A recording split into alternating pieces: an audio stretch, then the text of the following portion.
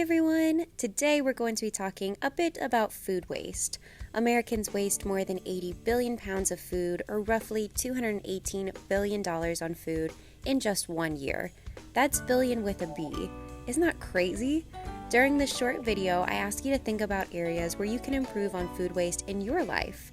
Some of the suggestions in this video might seem a little wacky, but trust me, today's recipes combat food waste in a delicious way.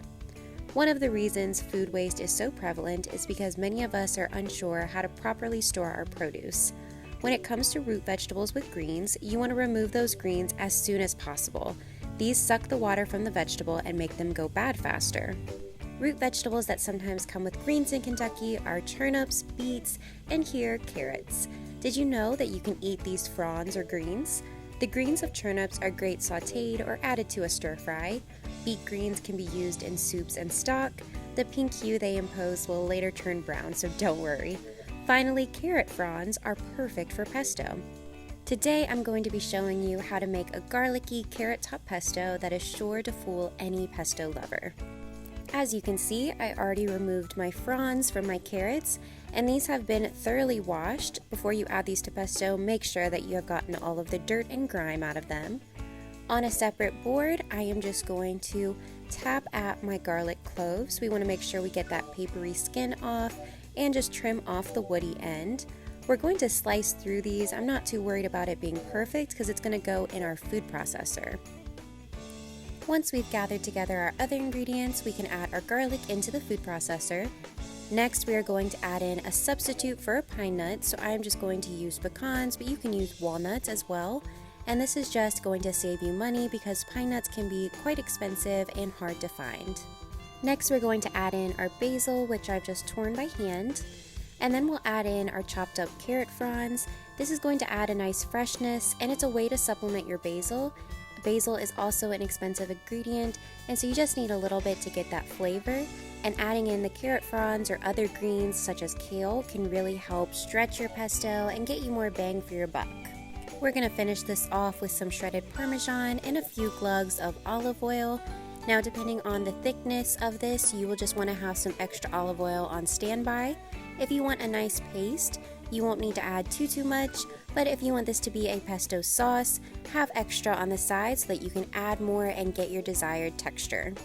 I wanted my pesto to be saucy like so I'm going to give this a taste and just see where we're at seasoning wise. Be careful with adding in salt to your pesto because Parmesan is quite salty, so just adjust after you've tasted it. After adjusting your seasoning, this is ready to enjoy. In the next video, I'll show you how I use this, but just use this any way you would regular pesto. This is a really nice, mild, fresh pesto. Next up, we're going to be making a Strawberry Top Smoothie. Not many people know, but strawberry tops are not only edible, but they are nutritious as well. This is a nice way to keep your strawberry tops from ending up in the garbage and also stretching your smoothie just a little bit.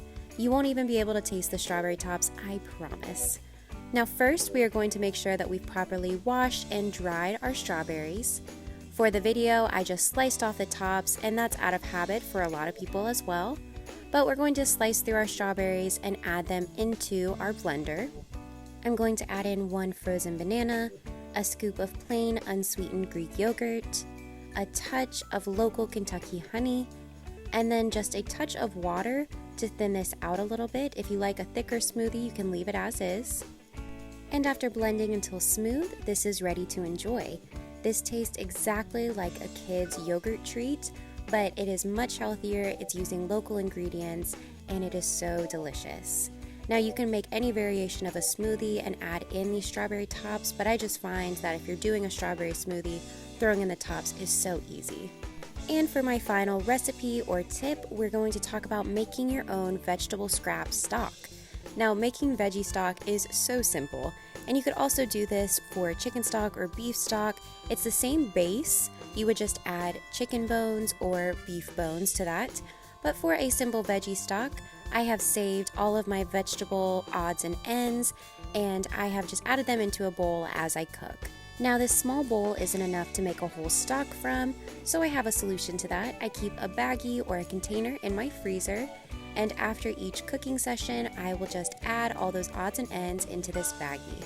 Now, as you can see, I have bits of onion, I have carrots, I have greens, and some herbs that were about to go bad, and I've just added them into this.